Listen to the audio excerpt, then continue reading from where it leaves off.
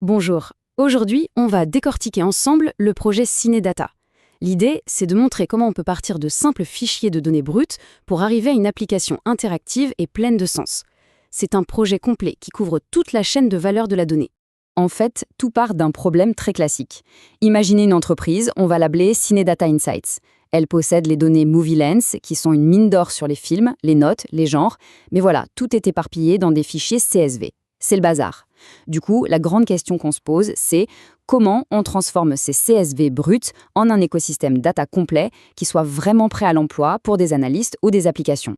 On a donc de la donnée de grande valeur, mais elle est piégée dans un format qui n'est pas du tout pratique. C'est un vrai fouillis de fichiers sans aucune structure centrale. C'est ça notre défi de départ, dompter ce chaos. L'objectif, c'est donc de passer de ces fichiers dispersés à un système propre et efficace. Concrètement, ça veut dire quoi? Ça veut dire transformer ces CSV en une base de données bien organisée, remplacer l'extraction manuelle par une API robuste et enfin rendre les données accessibles à tous via une application interactive. Pour y arriver, le projet a été découpé en deux grandes phases. La première phase, c'est la construction des fondations. Là, on met la casquette de développeur back-end et d'architecte API. Le but, c'est de créer un accès aux données qui soit à la fois fiable, rapide et simple à utiliser.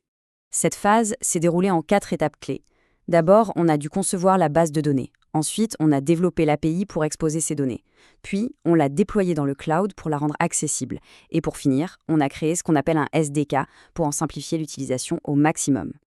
Alors, rentrons un peu dans le détail. La toute première chose à faire, c'était de structurer la donnée. On a pris les fichiers CSV Movie Lens et on a modélisé tout ça dans une base de données relationnelle. J'ai choisi SQLite pour sa légèreté et son efficacité. On a donc créé des tables pour les films, les utilisateurs, les notes et les tags, en s'assurant que les relations entre elles soient logiques et cohérentes. C'est vraiment le socle de tout le système. Une fois la base de données en place, il fallait un moyen de la rendre accessible de manière propre et sécurisée. C'est là qu'intervient l'API REST. Je l'ai développé avec FastAPI, un framework Python super moderne et performant. Pour la robustesse, PyIdentic vérifie que les données sont toujours correctes et SQL Alchemy facilite la communication avec la base. Le tout a été emballé avec Docker pour que ça tourne n'importe où, puis déployé sur Render pour que l'API soit disponible en ligne. Et pour rendre l'utilisation de cette API encore plus simple, j'ai créé un package Python, un SDK. Il s'appelle Film SDK SEB et il est publié sur PyPI. Ça veut dire que n'importe quel développeur peut l'installer avec une simple commande pip install et commencer à interroger l'API en quelques lignes de code, sans se soucier de la complexité derrière. C'est une vraie bonne pratique qui rend le tout beaucoup plus pro. Ok, le socle technique est maintenant solide. On passe à la deuxième phase. Et là, on change complètement de casquette. On quitte le rôle de l'architecte back-end pour enfiler celui du data analyst. L'objectif maintenant, c'est d'utiliser ces données pour en extraire de la valeur et des informations. Et c'est ça qui est vraiment intéressant dans ce projet, cette double compétence. La phase 1, c'était de construire la plomberie, de créer l'accès aux données, avec à la fin une API et un SDK. La phase 2, c'est de se servir de ces outils pour créer de la valeur, en produisant des analyses et une application concrète. Alors comment ça s'est passé? J'ai d'abord utilisé le SDK Python dans des notebooks Jupyter pour faire de l'analyse exploratoire. Ça m'a permis de comprendre la distribution des notes, de voir les genres de films les plus populaires, ce genre de choses. Ensuite, pour partager ces découvertes, j'ai bâti une application interactive avec Streamlit. Et petite touche finale, j'ai enrichi les données en allant chercher les affiches des films via l'API OMDB. Cette application Streamlit, c'est vraiment le produit final pour l'utilisateur. Elle permet de naviguer dans tout le catalogue de films, de filtrer par note, par genre, et de visualiser des graphiques qui s'actualisent en direct. C'est la concrétisation de tout le travail d'infrastructure réalisé en amont.